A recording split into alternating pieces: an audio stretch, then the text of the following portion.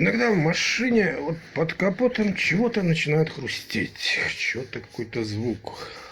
Подозреваем подшипник. Ну, один вариант сразу на станцию, там все разберут.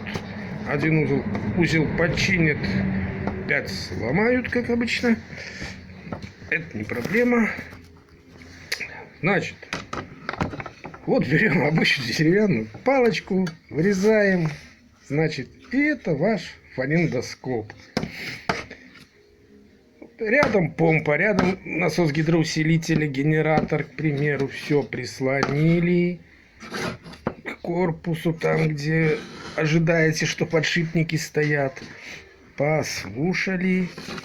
Уверяю вас, это, конечно, не магнитно-резонансный томограф, но как в поликлинике, то есть первичный диагноз своей ласточке поставить сможете сами.